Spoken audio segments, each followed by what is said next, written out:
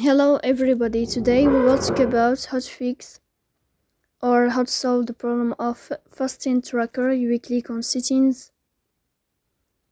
Here in this page you will click on apps, default apps, app settings. Here in this list you will search about fasting tracker and you will enter. In this page of app info you will click on first stop and you will click OK.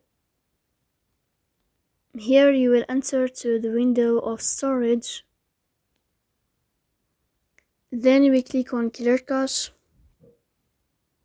In the end, you will turn off your phone and you will wait a moment to restart your phone again to fix that problem. So that's all. Don't forget to support us by like and subscribe. See you next time and thank you for your watching and your attention.